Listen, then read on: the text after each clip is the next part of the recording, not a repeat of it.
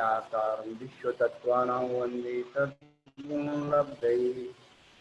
देवादिदेव महावीर भगवान की जय, गोमतेश्वर बाहुबली भगवान की जय, कल्पवती भगवान की जय, जिनको दौद आसान नई जिनमानी माता की जय। इसी सदी के समाचार 4 आचार्य सागर जी महाराज की जय। सत्य की पट्टाधीश आचार्य श्री गुरुवर श्री धर्म सागर जी महाराज की जय। मम शिक्षक ज्ञान सुरमणि आचार्य सागर जी महाराज की जय। 309 करोड़ महाराज की।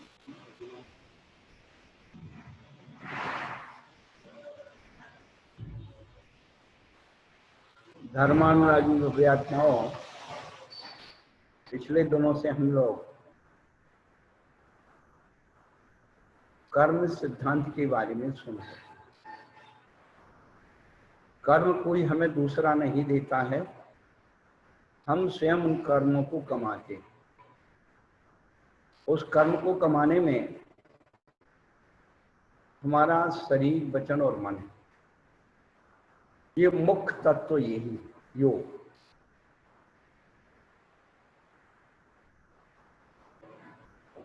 स्वभाव पुण्य से स्वभाव वापस। हम अपने मन वचन काय में जितना सुख का परिवर्तन करते हैं उसे पुण्य का आश्रय होता है, और मन वचन के काय के द्वारा जितना अशुभ का परिवर्तन करते हैं उसे सब से पाप का आश्रय होता है। 6वें अध्याय में सामान्य आश्रय का वर्णन किया और 7वें अध्याय में पुण्य का आश्रय कैसे होता है उसका वर्णन किया। अब वो आश्रय करके उसकी जो अगली अवस्था बनती है उसे बंध कहा जाता है। आश्रय पूर्वक ही बंध होता है। 7 तत्वों का स्वरूप बताते हुए उन्होंने जब सूत्र बनाया था, जीवा जीवाश्रय बंध संबंध निर्जरा मोक्षात तत्व। प्रश्न हुआ था कि मोक्ष शास्त्र है, मोक्ष को पहले होना चाहिए, आपने जीव को पहले क्यों रखा, जीव के बाद अजीव क्यों रखा, ऐसा क्रम क्यों बनाया आपने? तो आचार्य भगवान ने उत्तर दिया कि सभी तत्वों का फल जीव को मिलता है, इसलिए जीव को पहले रखा। अजीव जीव का उपकारी है, इसलिए जीव के बाद अजीव रखा।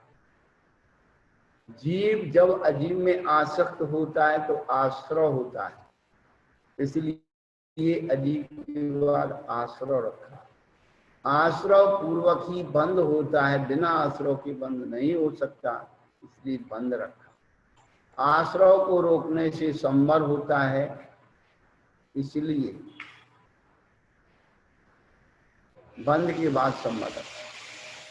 संवर पूर्वक ही निर्जरा होती है, इसलिए संवर के बाद निर्जरा पूर्वक, और निर्जरा पूर्वक ही मोक्ष होता है, इसलिए अंत में मोक्ष को रखा। ये 7 तत्वों का रखने का क्रम पूज्यपाद आचार्य भगवान ने बताया। हम लोग बंध की निरूपणा पर चल रहे हैं, और बंध में जो कारण हैं, हेतु हैं, मिथ्या दर्शन, अवरति, प्रमाद, कषाय और योग। ये 5 बंध की सामग्री है।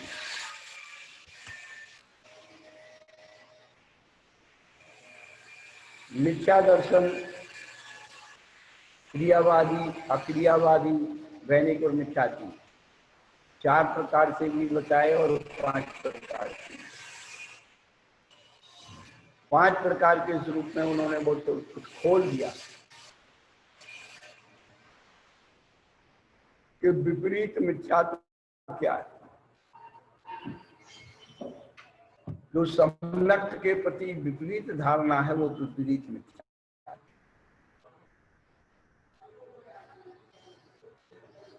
एकांत से हम किसी चीज को मानते, वो एकांत मिथ्या। संशय रहना ये है या नहीं है, ये संशय मिथ्या। और कुछ समझ में नहीं आ रहा, सब एक बराबर मान लिया, अच्छा बुरा, वो वैनिक मिथ्या था। और हिताहित की परीक्षा किए हुए बिना उसमें लग जाना अज्ञान मिथ्या है।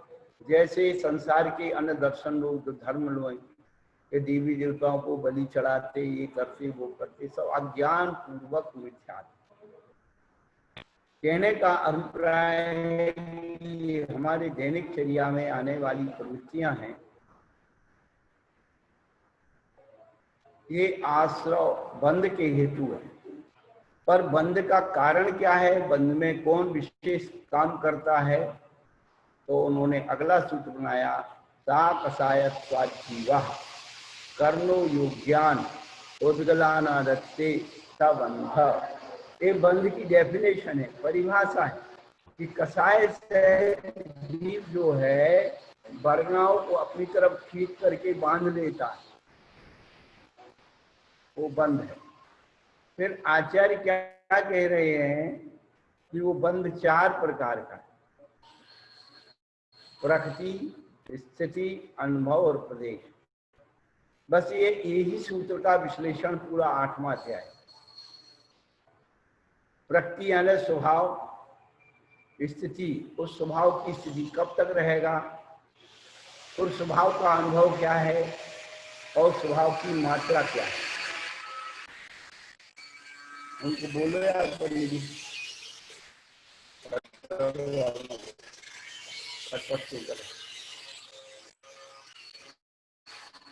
तो समझना ये है कि मेडिसिन जो अपन योग करते हैं, मेडिसिन प्रकृति है, रोग को दूर करने की प्रकृति किसमें, दवाई में।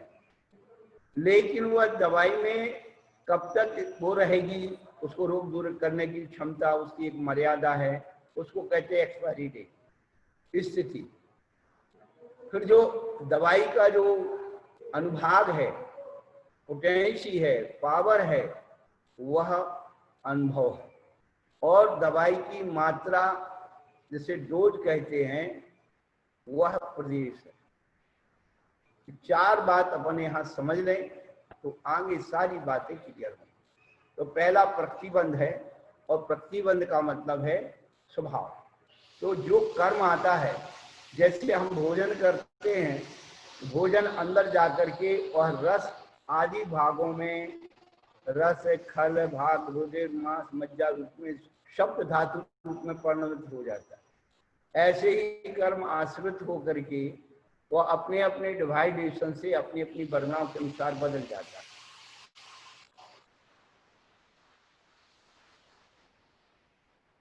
तो पहला प्रतिबंध कितने प्रकार का है, तो उन्होंने कहा आज्यो ज्ञान दर्शनावरण वेदनी मोहिनी आयुर नाम गोत्रांतरायाः। आज यानी प्रतिबंध के ज्ञानावरण, दर्शनावरण, वेदनी मोहिनी आयु नाम गोत्र अंतराय। ज्ञानावरण कर्म क्या करता है, ज्ञान गुण को ढकता है।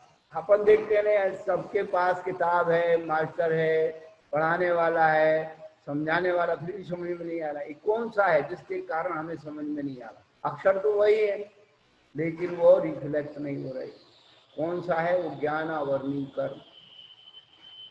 दर्शनावरणी कर्म दर्शन गुण को आवृत कर देता है, हमें देखने नहीं देता। वह पर्दे के समान दोनों को क्या कहा, एक पर्दा है और एक चौकीदार है। जैसे चौकीदार पहरेदार क्या करता है, राजा के दर्शन करने के लिए मना कर देता है, आप अंदर नहीं जा सकते। ये कोरोना क्या है, ये सब दर्शनावरणी कर्म का उदय।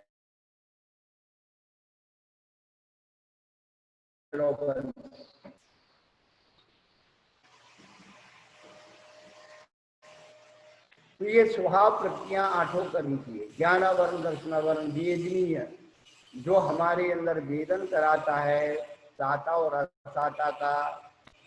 मोहनीय जो मोहित करता है, कोई चीज है नहीं फिर भी मोह से परिणाम से उसके सहयोग वियोग में अपन आह्लादित और संश्लेषित हो जाते हैं। मोहिनी के बाद आयु, आयु कर्म हमको शरीर में बांध के रखता है। नाम कर्म चित्रकार है। शरीर के आकार प्रकार जितने संसार में जीव जंतु हैं, अनंत अनंत प्रकार की सब चीजें जो है उनकी अलग अलग प्रकार की। देखिए मनुष्यों की प्रकृति देखिए, एक व्यक्ति का अंगूठा दूसरे व्यक्ति के अंगूठे की आकार से नहीं मिलेगा, सबका भिन्न भिन्न है। प्रकृति ने कितनी बड़ी व्यवस्था बनाई है कि नाम कर्म चितेरा चित्रकार के समान आकार प्रकार एक व्यक्ति की शकल दूसरे से नहीं मिलती। बड़ी जुड़वा हो, कहीं ना कहीं थोड़ा ना थोड़ा डिफेक्ट आ ही जाता है। और गोत्र कर्म जो उच्च और नीच गोत्र में उत्पन्न कराता है वह गोत्र कर्म है, और ये सबसे ज्यादा महत्वपूर्ण।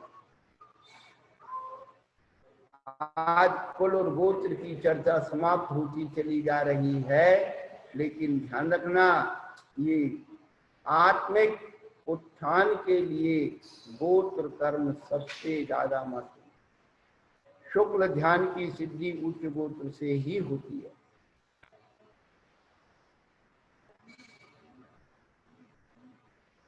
और अंतराय 5 प्रकार के अंतराय हैं। उन 5 प्रकार के अंतरायों में तो आपके पास देने के लिए है, लेकिन देने का भाव नहीं हो रहा, वो दान अंतराय। आप किसी वस्तु को चाह रहे हैं, वो मांगने पर भी नहीं मिल रही है, वो लाभ अंतराय। और जब आपकी दान अंतराय कर्म का क्षम होता है तो विशुद्धि पूर्वक आप दोनों हाथों से लाभांतराय कर्म का क्षम होता है तो कोई वस्तु आपको खरीदने नहीं जाना है, आपको गिफ्ट में मिलेगी। देखिए आप कर्म की अपनी अपनी जो थ्योरी है, उसका स्वभाव है, वो प्रकृति है कि लाभांतराय कर्म का यदि क्षम है तो आपको वो चीज वहां जाकर के आपको प्राप्त हो जाए। एक घटना आपको बताते हैं, मध्य प्रदेश बुंदेलखंड में गणेश प्रसाद जी वर्णी जी हुए।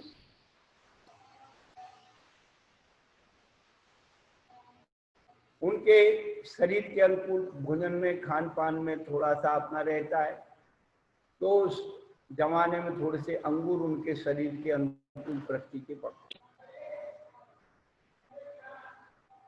वो सागर से विहार कर करके और नैनागिरी जी पहुंचे। नैनागिरी जी पहले पूरा जंगल चारों तरफ था और आने जाने की व्यवस्था नहीं थी, लोग पैदल या बैलगाड़ी से जाते थे। जब नैनागिरी जी पहुंच गए तो उनका एक मुंह लगा जो शिष्य था, चेला था, वो कह लगे महाराज आप यहाँ कहाँ जंगल में आके बैठ गए, यहाँ कौन से अंगूर मिलने वाले हैं। वर्णी जी बड़ी भोली आत्मा, कहने लगे भैया भाग में हूं है तो अटई मिल। अब देखिए घटना कि सरसे रुकमचंद जी उस जमाने में इतने वो नहीं थे फोन वगैरह, तो टेलीग्राम से उन्होंने पूछा होगा कि भाई वर्णी जी महाराज कहाँ हैं, तो पता लगा कि भाई सागर।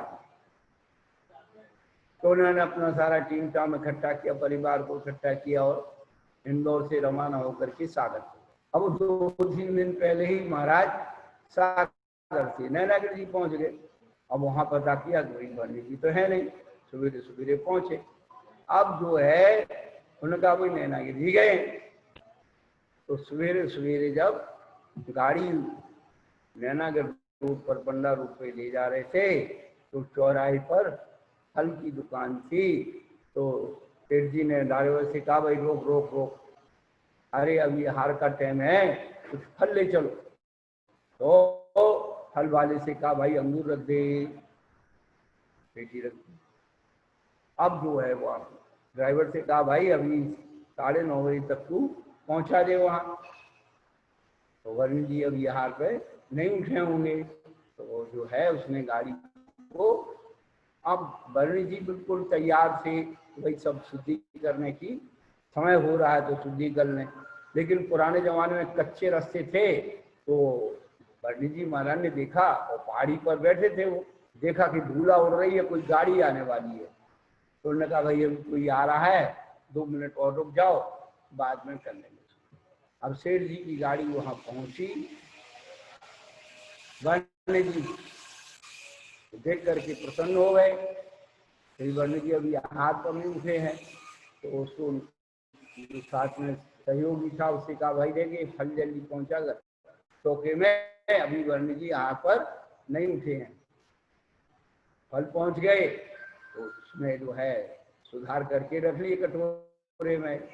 अब जो है बाद में जब वर्ण जी की औपचारिक भेंट हो गई और वर्ण जी चौके में गए, तो उनको वो अंगूर भी मिल गए। आहार के बाद क्या मिलने वाला है, तो पंडित जी ने कहा भैया देख भाग में थे तो यूं मिल गई। तो कहने का अभिप्राय है कि लाभांतराय कर्म का क्षोक्षम कैसे होता है। अंतराय कर्म का उदय से तो अपन प्राप्त नहीं कर पाते, लेकिन लाभांतराय कर्म का क्षोक्षम हम दूसरों के लिए उनकी सहायता करते हैं, अच्छी भावना के द्वारा भाव करते हैं, तो वह क्षोक्षम बढ़ के हमें लाभ बना देता है। सन 2003 में हम यहाँ उदयपुर आए हुए थे। एक नवयुवक आया, कहने लगा कि महाराज हमारी दुकान बिल्कुल नहीं चलती है और पड़ोसी की खूब दुकान चलती है, हमारा नंबर है, परेशान है। हमने कहा बेटा हमारे पास एक मंत्र है, तुम्हारी दुकान खूब चलेगी। सबको यही चाहिए भाई, दुकान चलना चाहिए अपनी। तो पहली बात तो हमने ये कहा कि दिमाग से निकाल दो पड़ोसी की दुकान खूब चलती है, उससे ईर्षा भाव निकाल दो। ये भाव करो भगवान उसकी दुकान दिन दूनी रात चौगनी चले। अच्छी भावना करने में क्या लग रहा है। उसकी और उसकी नजर से नजर मत मिलाओ। अब तुम खाली बैठे रहते हो, नजर से नजर मिलाते हो, उसको भी वो होता है। तुम उसके ग्राहक को बुला करके पूछो ये क्या भाव लाए, वो क्या भाव लाए, तो तुम जो है अरे हम इतने में दे देते, ये करते वो करते, तो वो तुम्हारा सारा विशुद्धि और पुण्य खत्म हो जाता। तो एक तो पड़ोसी की खूब दुकान चले भाव करो, दूसरा उससे आप दृष्टि मत मिलाओ और किसी चीज का कंपैरिजन मत करो। खाली समय में अपनी दुकान को और झाड़ करके साफ करके रखो, हर चीज को बढ़िया, हर 10-15 मिनट में झाड़ा पोंछी करो। बस इतना करने से तुम्हारी दुकान चलने लगेगी। लेकिन एक दिन में नहीं कि आज किया तो आज ही हो जाए।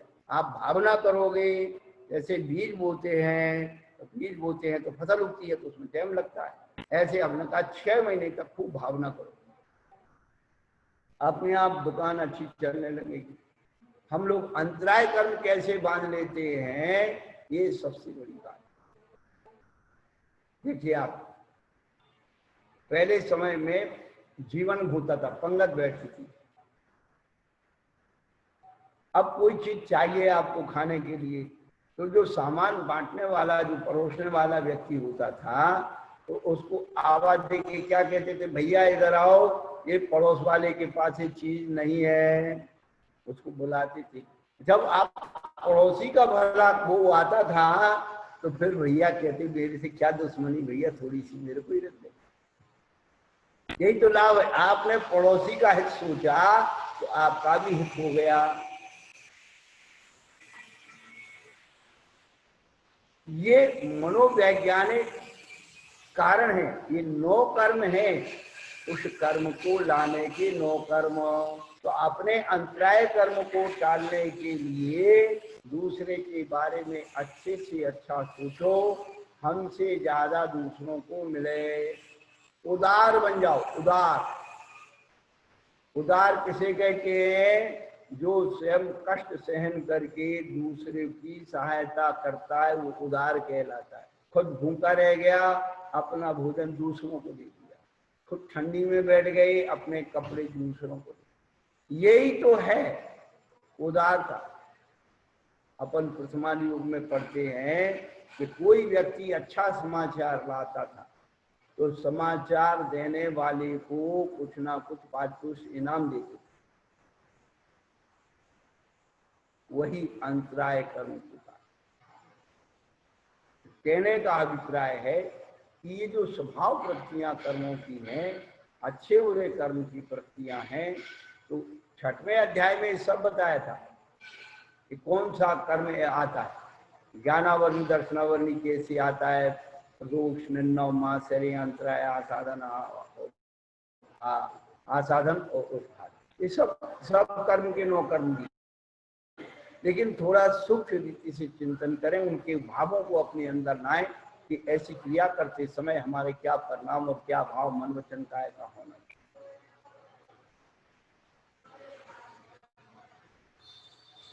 तो ये 8 कर्मों की प्रकृति के बारे में चर्चा। अब प्रकृति के बाद स्थिति है। स्थिति 2 प्रकार की, उत्कृष्ट और जगन। इन 8 कर्मों की उत्कृष्ट स्थिति कैसे कैसी है वो बताए। तो कहा आदि तत्णा मंत्रायस्तु त्रिंशत् सागरोपम कोटि कोट्य परास्थिति। आदि का सुना, आदि के 3, आदि के शुरू के 3 कर्म, ज्ञानावरणी दर्शनावरणी वेद, और चौथा नाम अंतराय का लिख दिया। ऐसे 4 कर्मों की स्थिति 30 कोड़ा पूरी सागर है। तो एक सूत्र में 4 कर्म निपटा दिए।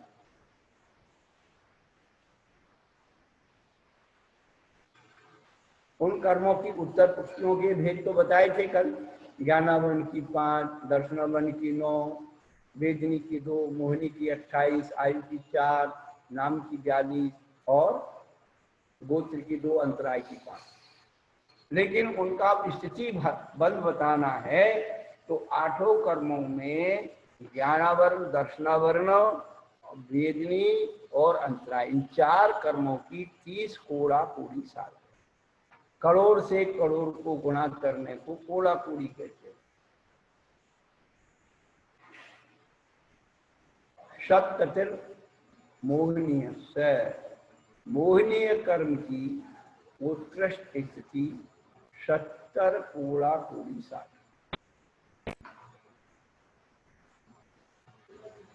इसमें ऊपर से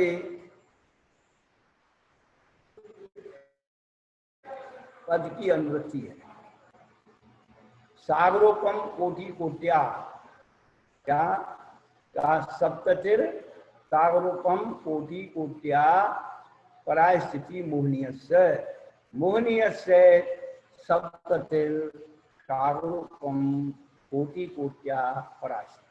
सूत्र को लागू करने के लिए आचार्य भगवान ने कोटा कोटि की जो ऊपर से अनुवृत्ति कर दी और सूत्र को छोटा बना दिया। मोहनीय कर्म की उत्कृष्ट स्थिति 70 कोड़ा पूरी साल।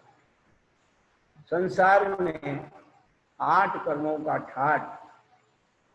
कर्मों में मोहनीय कर्म बड़ा है, इंद्रियों में रसना इंद्रिय बड़ी है, ब्रह्मचर्य में व्रतों में ब्रह्मचर्य बड़ा है और गुप्ती में मनोगुप्ती बड़ी है। ये कठिनता से जीते जाते हैं।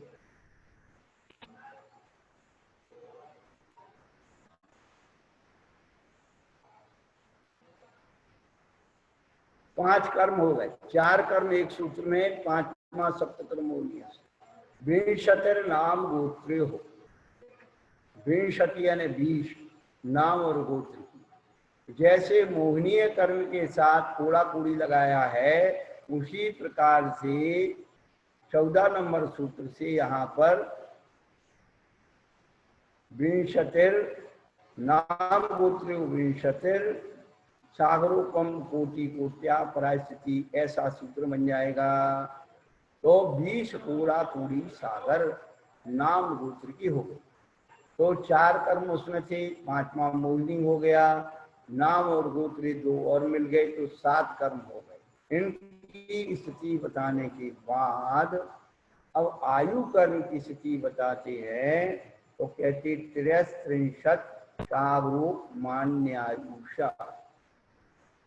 क्योंकि आयु कर्म की स्थिति कोड़ा कोड़ी में नहीं होती, केवल सागरोपम होती है। तो आयु कर्म 33 सागर से अधिक नहीं होता। 7वें नरक के नारकी की आयु उत्कृष्ट आयु 33 सागर है, और देवों के अंतिम सर्वार्थ सिद्धि के देवों की उत्कृष्ट आयु 33 सागर।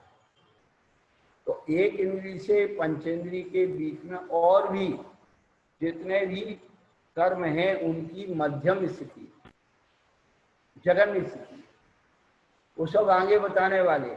लेकिन पहले 8 कर्मों की उत्कृष्ट स्थिति को बता दिया। अब अपरा, परा माने उत्कृष्ट और अपरा माने जघन्य। तो 8 कर्मों की जघन्य स्थिति कितनी है वो बता दी।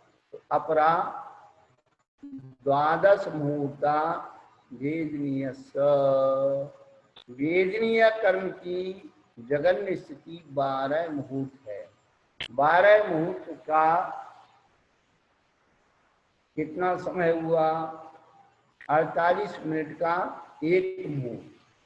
48 में आप 12 का गुणा कर दो और उसमें 60 का भाग दे दो, तो कितना आता है? 9 घंटे। कितने आएंगे पंडित जी? अब तुम कंप्यूटर ढूंढोगे, हमें पता है।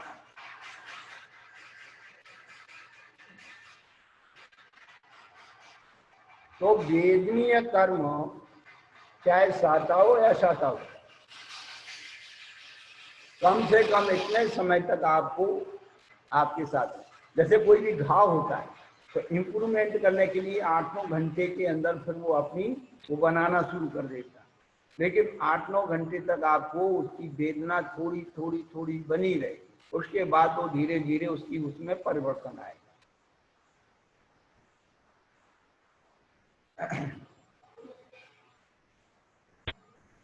और जगन्नबंध जो होता है वह श्रेणी में होता है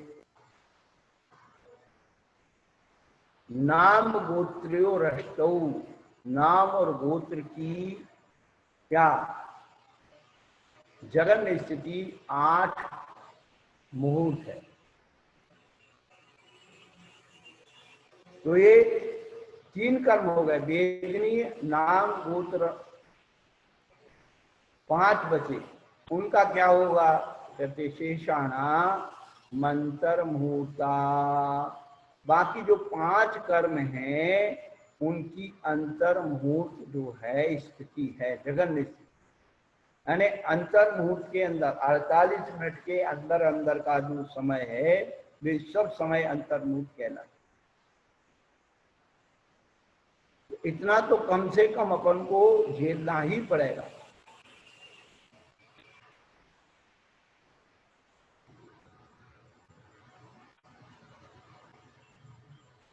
स्थिति के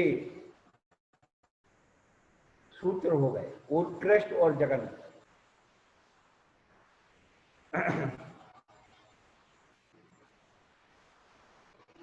14, 15, 16, 17, 18, 19 और 20।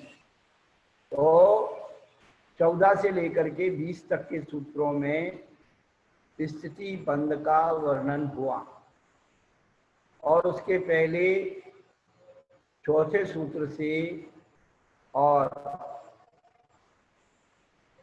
प्रकृति बंध का वर्णन किया, मूल प्रकृति और उत्तर प्रकृति। अब आगे अनुभव, जिसे अनुभाग कहते हैं। तो अनुभव किसे कहते हैं? एक सूत्र बनाए, पापोनुभवा, फल को अनुभव कहते हैं।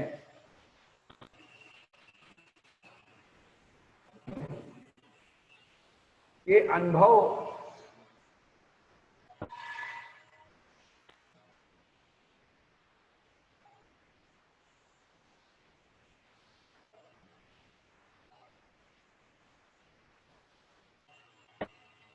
जिस कर्म का जैसा नाम है वैसा ही उसका अनुभव।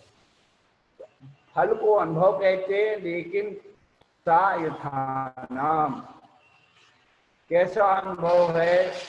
जैसे कर्मों का नाम है वैसे ही उनका अनुभव है। इन अनुभवों को करने के लिए कर्म के विपाक का जो अनुभव होता है, द्रव्य, क्षेत्र, काल, भव और भाव के भेद से ही उसमें अनेक प्रकार का विपाक और फल पाया जाता है। वही देव, एक देव नरकों में जाता है। अब देखिए आप, वहां पर ऊपर के नरक गर्म है, पर वहां उनको गर्मी नहीं लगती, क्योंकि देवों के तीव्र शाता वेदनी कर्म का सद्भाव पाया जाता है। इसलिए वहां रहते हुए, गर्मी के अंदर रहते हुए भी उन्हें गर्मी नहीं लगती। तो उसमें जो है द्रव्य, क्षेत्र, काल, भव और भाव का जो अंतर बताते हैं, कर्म के विपाक में जीव विपाकी, उद्गल विपाकी, क्षेत्र विपाकी और भव विपाकी, ये फल देने वाली 4 प्रकार की प्रक्रिया उसमें अंतर कर देते हैं।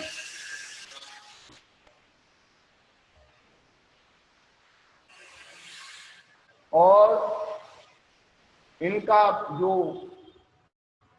विपाक होता है, तो कुछ कर्मों का उदय स्वामुख से ही होता है, कुछ कर्म जो है परमुख से ही फिर जाते हैं। तो सभी जो मूल प्रक्रिया हैं, ज्ञानावरणी, दर्शनावरणी, वेदनी, मोहिनी आदि नाम अंतराय, ये अपने स्वामुख से ही अनुभव में आती है। लेकिन जो उत्तर प्रक्रिया है, उत्तर प्रक्रिया में उसी का भेद, उत्तर प्रक्रिया मतलब उसी में भेद। तो जैसे वह जो है उत्तर प्रकृति तुल्य जाती है, प्रमुखेन से भी उदय में आ जाती है, लेकिन कौन सी? आयु पर उदय नहीं होती है, अपने स्वामुख से उदय में आती है। और मोहिनीय कर्म, दर्शन मोहिनी और चात्र मोहिनी, ये स्वामुख से ही उदय में आती है। तो कर्म की 3 प्रकृति, 2 प्रकृति हो गई, आयु और मोह। परंतु दर्शन मोह, चात्र मोह तो भेद कर दिए। तो क्या क्यों किए? कि आयु कर्म अपने आप में एक अखंड है, उसके टुकड़े नहीं है। लेकिन मोहिनीय कर्म के 2 भेद हो गए। मोहिनी कर्म के तो दर्शन मोहिनी और चात्र मोहिनी, इनको भेद से ग्रहण किया गया है, एक खंड रूप है, इसलिए इसको अलग से बताया। बाकी के जो है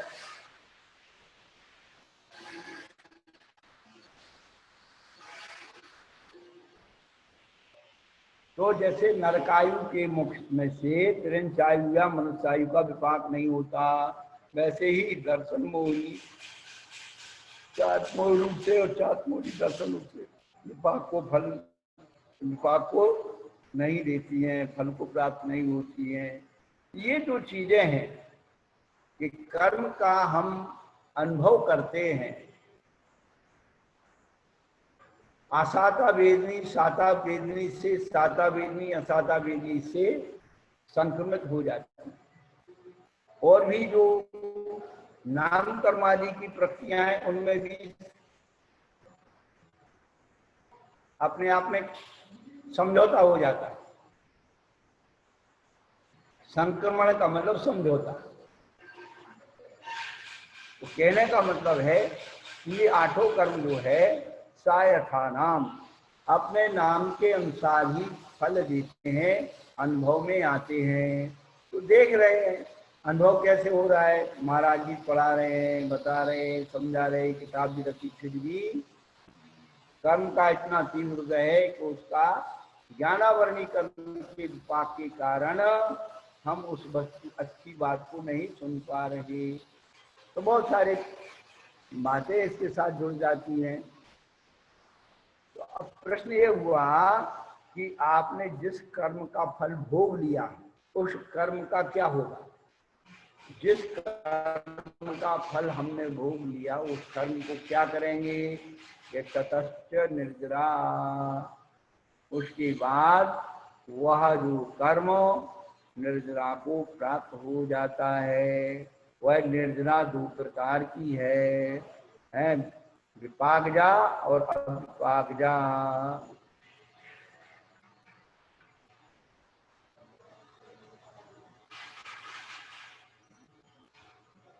अब विपाक निर्जरा क्या है?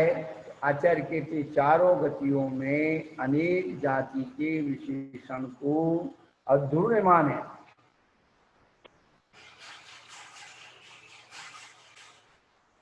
भ्रमण करते हुए चारों गति में चिरकाल तक परिभ्रमण करने वाले इस जीव के क्रम से परिपाक काल को प्राप्त हुई और अनुभव ओरियावली रूप सोते में सोत्र में प्रविष्ट हुए ऐसे शुभाशुभ कर्म का फल देकर जो निवृत्त होती वह विपाकजा निर्जरा कहलाती है। विपाक से उत्पन्न होने वाली निर्जरा को विपाकजा निर्जरा कहते हैं।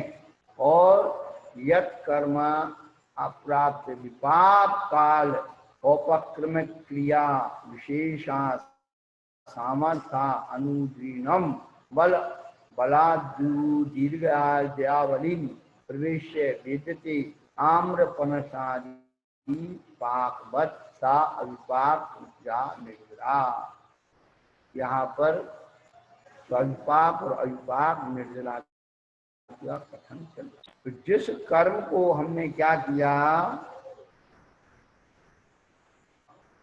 औपक्रम क्रिया विशेष के द्वारा, उपक्रम मैंने उद्योग पुरुषार्थ आदि क्रिया के विशेष के द्वारा, जिस प्रकार अकाल में किसी फल को पका लेते आम और पनस आदि, पनस कहते हैं कटहल को, पनस पनस किसको कहते हैं? कटहल को। तो ये भी जो है उसमें अब तो जो है केमिकल के द्वारा पकाते हैं, लेकिन पहले उसमें पाल में रख करके पकाते थे प्रकृति के साधन से। जैसे आम को पकाना है तो पलाश के पत्ते बिछाते थे और उसमें रख करके और उसमें हल्दी और प्याज की गांठ रखते, फिर उसके ऊपर पलाश के पत्ते रख करके उसे ढक देते थे और ढकने के बाद भी कमरे में ताला लगा देते। तो हमारे जैसे उद्दल बच्चे बार बार खोल के देखेंगे हम पक तो नहीं गए, बार बार देखेंगे खराब हो जाएंगे सब। उतनी हीट उसे मिलना चाहिए।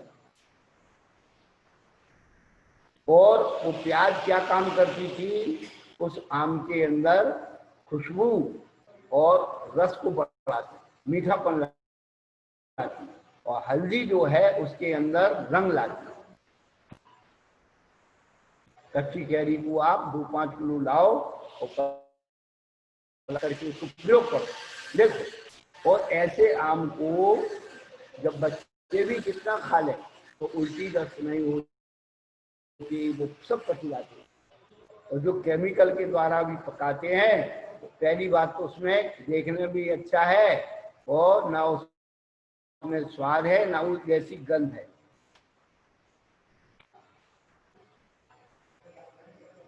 तो पहल अपन क्यों 12 भावना में पढ़ते हैं, पहली सबके हो नहीं कुछ सरे काम तेरा, दूजी करे जो उद्यम करके मिटे जगत तेरा। पाल विषय माली, दूजी है अभिपाक पकावे पाल विषय माली। पहली है पक जाए आम डाली, पहली जो है विपाक निर्जरा, डाली पर ही आम पके अपने समय पर वो। हाँ, तो अब सभी पाक निर्जरा, और ये समय से पहले पका लेना अल्पाक निर्जरा। अब यही आगे जाकर के कृष्णानुबंधी अकृष्णानुबंधी ये इसके नाम बदल जाएंगे। कहाँ? उधर निर्जरा तत्व में। हाँ, ये निर्जरा उसकी बात चल रही है, निर्जरा तत्व की बात। और उस निर्जरा पदार्थ जब बनाएंगे तो उसका जो स्वाद है वो अलग है। निर्जरा तत्व भी है और पदार्थ भी है।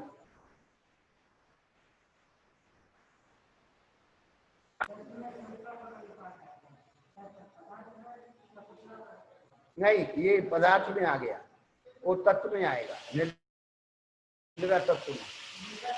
सकुशल और अकुशल, ये बड़ी सूक्ष्मता है शब्दों के प्रयोग में।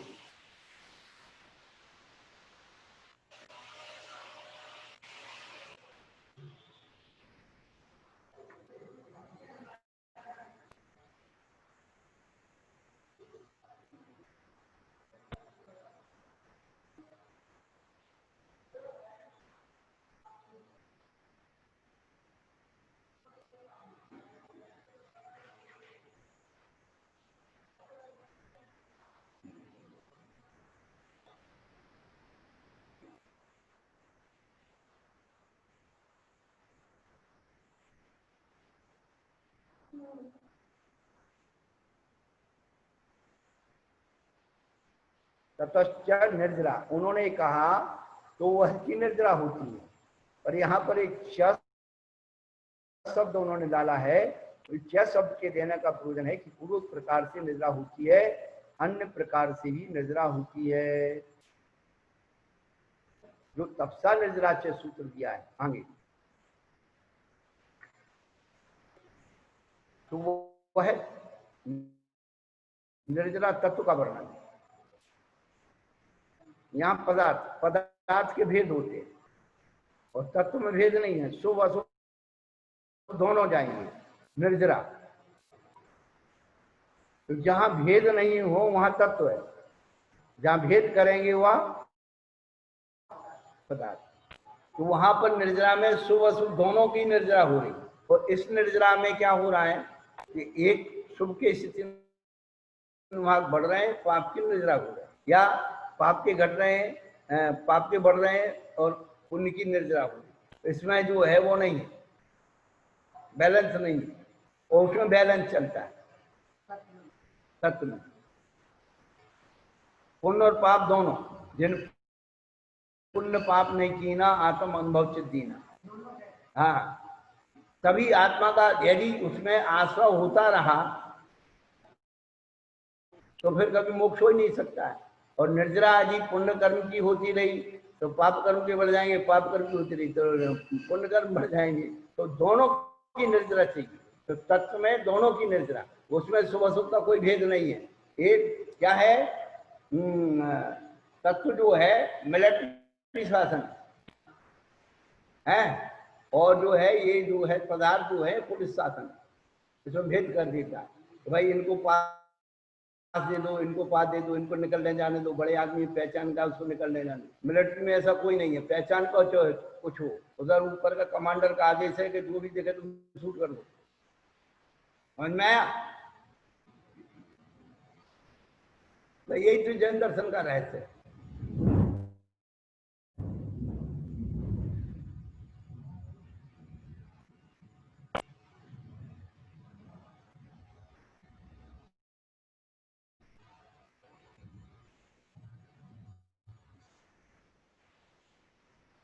तो 3 सूत्रों में ये बात समझा दी, अनुभव की बात। अनुभव का 3 सूत्र, पापोनुभव, कायर्थानाम, ततश्चर्य। वृत्ति हो गई, स्थिति में उत्कृष्ट जगन हो गई, और अनुभव। अब क्या बचा? प्रदेश। नाम प्रत्याह सर्तो योग विशेषात सूक्ष्म क्षेत्र अवगाह स्थिता सर्वात् प्रदेशेष्व नंतानंत प्रदेशाः।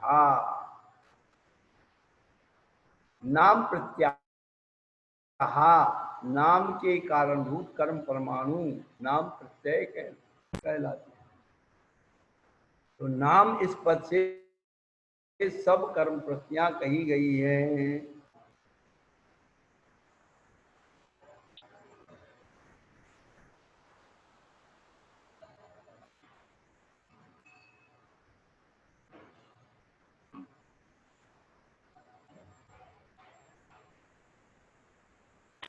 और नाम के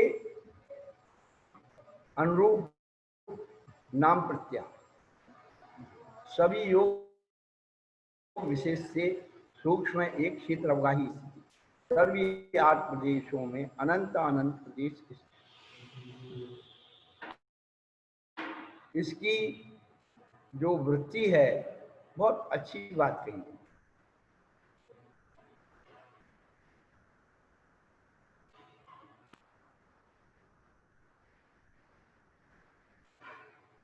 अब नाम प्रत्यय क्या है?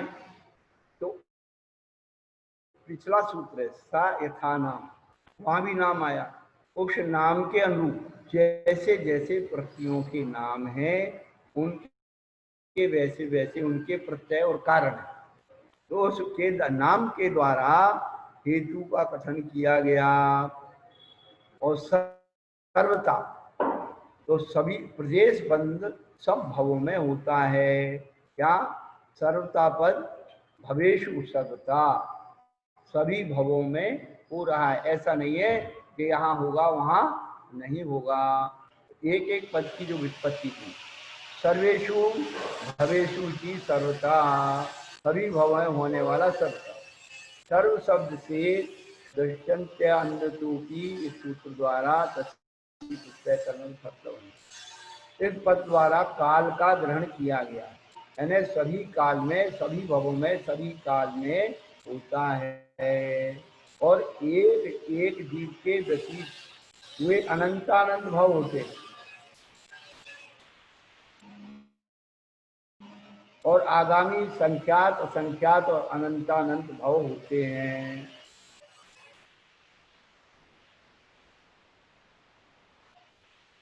एक एक जीव के विचित हुए अनंतानंत, विचित वाले तो अनंतानंत हो गए, लेकिन आगामी भविष्य के संख्यात भी है असंख्यात भी है और अनंतानंत भी है। इसलिए जो केवल ज्ञान है संख्यात को संख्यात में जानता है, संख्यात को संख्यात में, अनंत को अनंत रूप से जानता है। ये सारी बातें घटित होती हैं। क्या यदि अपन एक ही उससे हाँक देंगे तो फिर वो कभी उसका वो आएगा ही, सबके अनंत ही अनंत हो जाएंगे है। तो उसकी जो भविष्य की पर्याय हैं संख्यात भी हो सकती है, असंख्यात भी हो सकती है और अनंत अनंत भी हो सकती है।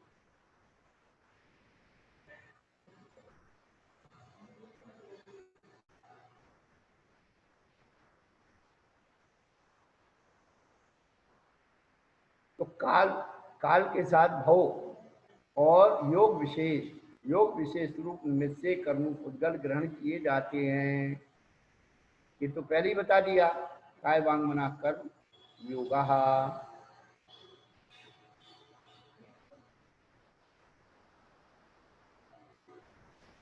कर्म से ग्रहण योग पुद्गलों का स्वभाव दिखलाने के लिए सूक्ष्म आदि पद का ग्रहण किया कि वह जो उद्गल हैं वह सूक्ष्म है, स्थूल नहीं।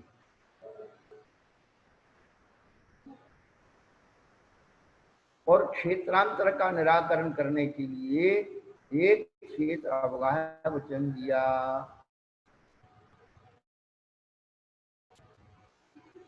कहाँ रहते हैं? एक क्षेत्र अवगाही। अब ऐसा नहीं है कि यहाँ से उठ करके वो यहाँ चले जाएं, यहाँ से चले जाएं, उठ करके वहां चले। तो जैसे दूध में पानी एक क्षेत्र अवगाह होकर रहता है, उसमें मिल करके रहता है। ऐसा नहीं कि एक कोने में पानी ज्यादा इकट्ठा हो गया, एक कोने में दूध ज्यादा इकट्ठा हो गया। ऐसे ही कर्म परमाणु एक क्षेत्र अवगाही। 8 कर्म के प्रदेश एक क्षेत्र में ही मिलके रहते, सब जगह है। ऐसे नहीं कि आयु कर्म के प्रदेश इधर रखे हुए हैं, नाम कर्म के इधर रखे हुए हैं, गोत्र कर्म के इधर। हाँ, परमाणु होते हैं।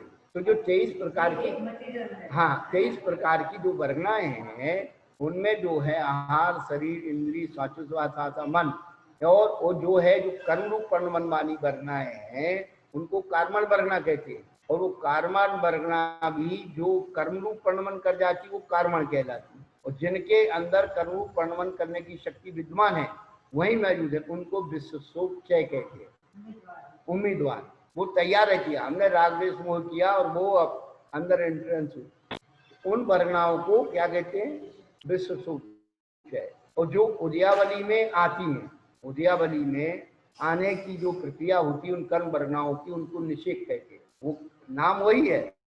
तो उदय के जो निकट है उन्हें क्या कहते हैं, निषेक। और अवशेष, हाँ,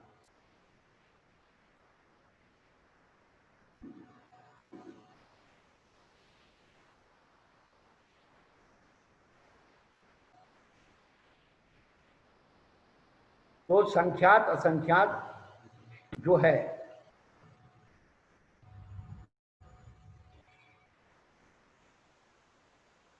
तो आगामी जो भाव हैं उनमें जो संख्यात असंख्यात अनंत भाव होते हैं आगामी,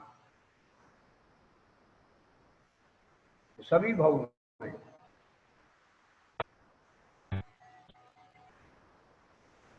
क्रियांतर की वृत्ति के लिए स्थितः वचन दिया कि ग्रहण योग उद्गल स्थित रहते हैं, गमन नहीं, गमन करते हुए नहीं।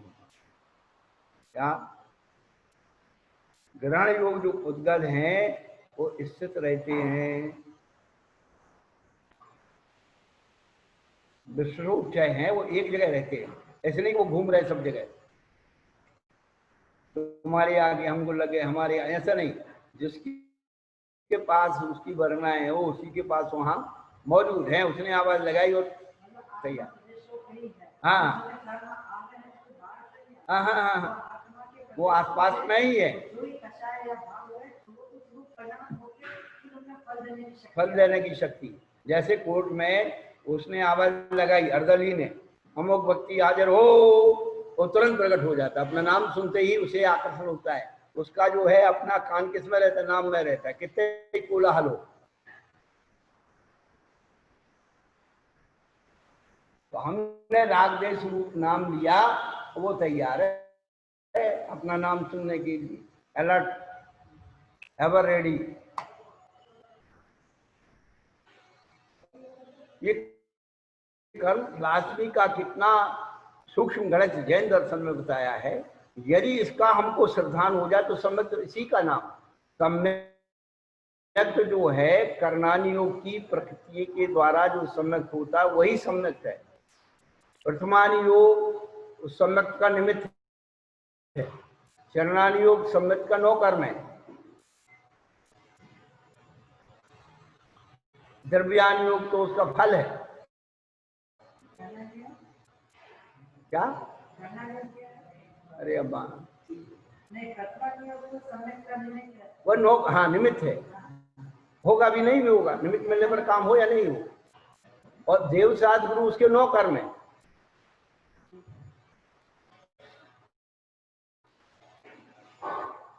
और कर्णानी योग जो है उसका उपादान है, किसमें होगा सम्यक, जीव में।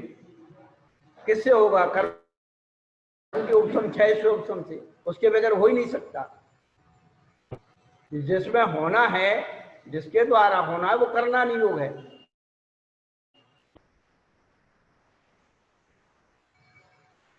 देव साध गुरु ये बाह्य निमित्त है, अंतरंग निमित्त तो उसके जीव के कर्म उपशम क्षय से उपशम है। और देव साध गुरु क्या है, फिटकरी है, फिटकरी, क्या जानते हो, पानी में मैल है, फिटकरी डालो वो दब जाएगा। तो देव साध गुरु उस कर्म के गलाने के लिए नो कर्म, पर होगा किसमें, आत्मा में। कर्म जो कर्म डल रहा है, उदय उपशम क्षय उपशम को प्राप्त हो रहा है, वो कर्णानी योग है।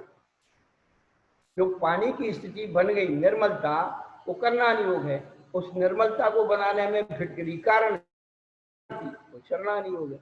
और उसका जो आनंद है, जो स्वाद है, मल रहित अपन ने जो पानी को पी रहे हैं, वो हमारा द्रव्यानी योग है, और उसमें कुछ करना नहीं है।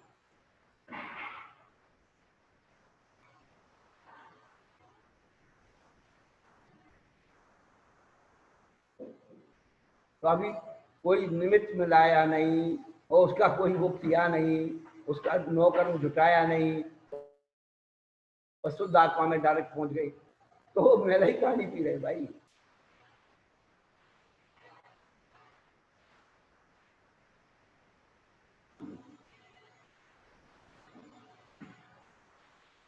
द्रव्यान योग तो वस्तु के स्वरूप को बताता है कि तुझे ऐसा बनना है, क्या तू है नहीं, तुझे कैसा,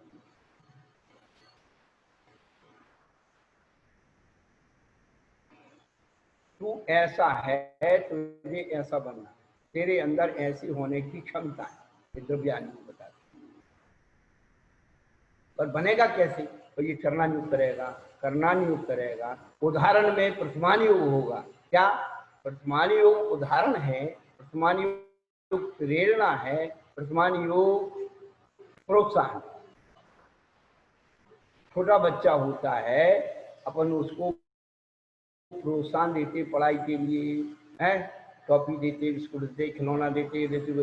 जब वो पढ़ाई का महत्व समझ जाता है, फिर उसको खिलौना, मिठाई और आप दे करके देखो, देगा नहीं मम्मी हमको तो स्कूल जाना है, नहीं हमारा होमवर्क रह जाएगा, फिर उसे रोक करके देखो, वो नहीं रुकेगा। क्यों? वो पढ़ाई का महत्व समझ चुका है।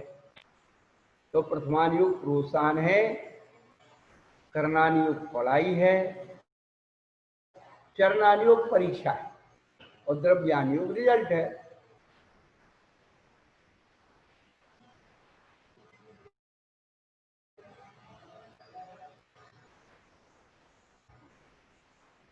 तो प्रथमान योग हर जगह काम आता है। द्रव्यान योग भी बिना प्रथमान योग के आप नहीं समझ सकते है? भाई राजा को समझना है तो राजा के परिकर का वर्णन होता है, किले का वर्णन होता है, सेने का वर्णन होता है, इसका वर्णन होता है, तब राजा का महत्व होता है?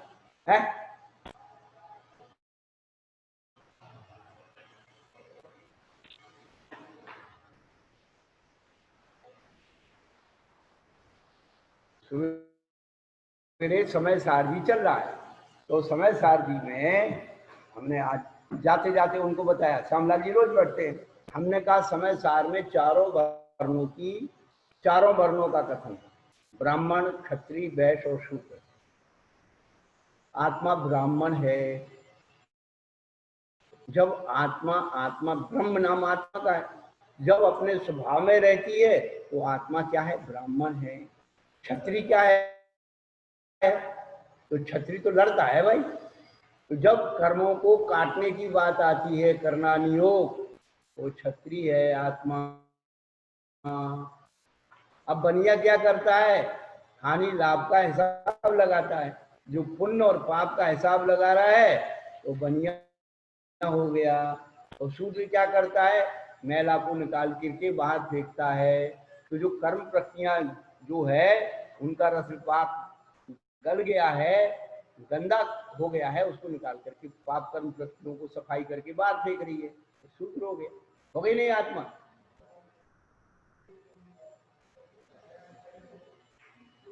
तो आत्मा ब्राह्मण भी है, आत्मा क्षत्रिय भी है, आत्मा वैश्य भी है, आत्मा शूद्र भी है। क्या सोच रहे जनता? कहाँ भाग जाते जल्दी पूजा करके? बैठा करो 7:30 बजे 8:30 बजे तक, है तो सुनोगे समझोगे अपने आप। आपको बहुत सारे आध्यात्मिक सुनाने वाले मिल जाएंगे और जिंदगी भर अध्यात्म सुन लेना, परंतु अध्यात्म की फीलिंग है वो केवल उसी के पास मिलेगी जिसने अपने आप में फीलिंग की। और जितने भी जो ये प्रवचनकार होते सब दृष्टांत आभास है इनके पास, दृष्टांत नहीं है, लक्षण नहीं। पहले मूल परिभाषा से उसको मिलाई, मिलती नहीं। मूल परिभाषा जो बोल रही है उससे आप उसको मिलाइए, उनकी परिभाषा को, अपने आप जो है बाधित हो जाएगी। दिक्कत यही हो रही है कि आज स्वयं बुद्ध बन गए ना, स्वयं बुद्ध, स्वयंभू, स्वयं बुद्ध, स्वयंभू तीर्थंकर होते हैं भाई। थोड़े से सूक्ष्म ज्ञान में अपने आप को सब कुछ मानने लगे। दिक्कत यहाँ पे नहीं, इतना सुंदर विषय, थोड़े से अहंकार को गला दे, हर चीज इतनी क्लियर है, हमें कुछ करना ही नहीं, केवल समझना है, योग और उपयोग लगाकर अपना जो भर रखा है उसे मान्यता, धारणा और आस्था। मान्यता मन से होती है, धारणा बुद्धि से होती है और आस्था आत्मा से होती है। तीनों के उद्गम स्थान अलग अलग। मान्यता पैसे वालों की है, धारणा पंडित और विद्वानों की है, आस्था आचार्य। आचार्य आपके अंदर आस्था पैदा कराते, विद्वान आपके अंदर धारणा दिखा दे। पैसे वाले मान्यता में चलते, जो उन्हें मान लिया, सरलता मान ली, उसी में चले।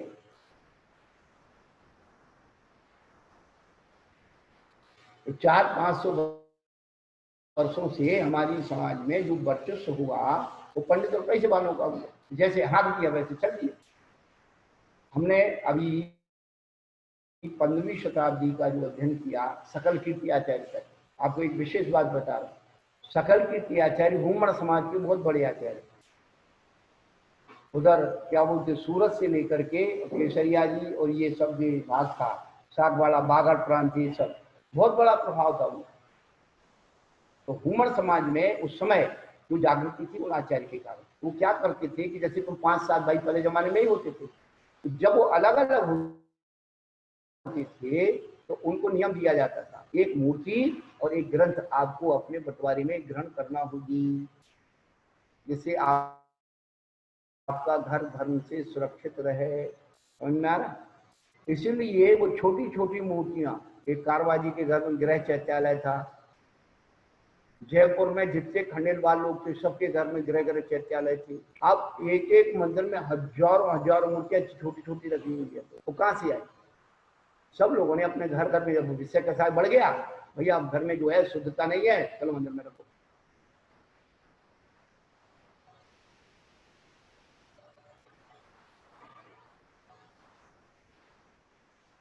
जो पंडित और पैसे वालों के यहाँ प्रमाद आया, वो आया तो उन्होंने सब चीजों को व्यवस्था को बदला, और पंडित उसमें सहकारी हो गए, करेला और नींद पे चढ़ गया। तो पैसे वाले तो वैसे जी थे, हैं, और पंडित उन्होंने उनकी बात कर दी तो कहने लगे वाह हमारे पंडित जी कह रहे।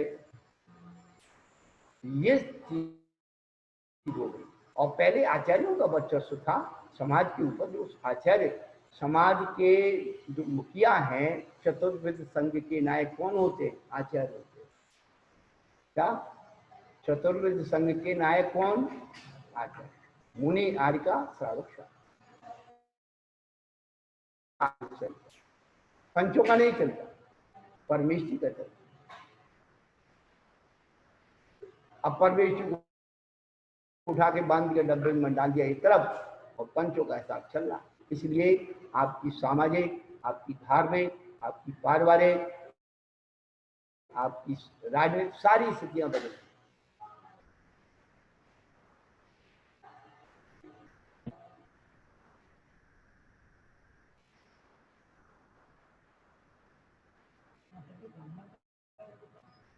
ब्रह्म में रहना, ब्राह्मण आत्मा में लीन रहे।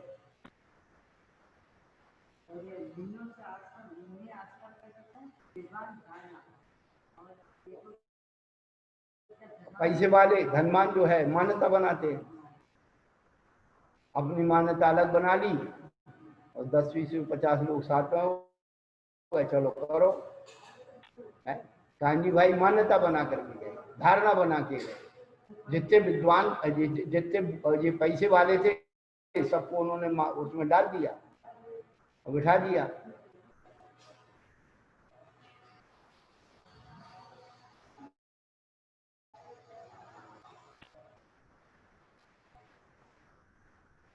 तो आत्मा के एक एक प्रदेश पर अनंतानंत परमाणु स्थित हैं। आठ प्रदेशों में व्याप्त होकर के स्थित रहते हैं।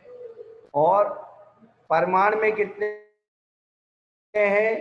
तो अनंत अनंत, भी ना संख्यात है, ना संख्यात है, ना अनंत है। अनंत अनंत कितने? अभव्यों से अनंत गुणे और सिद्धों के अनंत में भाग प्रमाण संख्या वाले। घनांगुल के असंख्यात में भाग प्रमाण क्षेत्र की अवगाहना वाले। 1 2 3 4 संख्या असंख्यात समय की स्थिति वाले। 5 वर्ण 5 रस 2 गंध 4 स्पर्श वाले। भी 8 प्रकार की प्रकृतियों की योग कर्म स्कंध यानी विश्वक्षय योग विशेष से आत्मा द्वारा आस्वाद किए जाते हैं। इस प्रकार से संक्षेप से प्रदेश बंद जानना चाहिए। इसको एक दृष्टांत में समझ लो। अग्नि की एक चिंगारी, अग्नि की एक चिंगारी और उसके ऊपर एक तसला राख, समझे? आत्मा का एक प्रदेश और अनंत अनंत कर्म परमाणु। अग्नि की एक चिंगारी के ऊपर इतनी तसला राख डल जाए तो अपन को अनुभव में आएगी कि यहाँ चिंगारी है कि नहीं आएगी। ऐसे ही हमको आत्मा का अनुभव क्यों नहीं हो रहा कि ये जो है इतनी इतनी वर्गणाओं से वो दबी है। चलो अब खत्म हो गया। श्रद्धा हो जब जिन वाणी पर विनय सहित उर में धर लो। बिना पढ़ाई पढ़ जाओगी, शब्द के अर्थ स्वयं कर लो। शब्द कोश की नहीं जरूरत, नहीं कोई भी शर्त अहो। शब्द स्वयं बतला देते हैं अपने गहरे अर्थों को। जय उलुदास सांगई जन्माना। हम्म।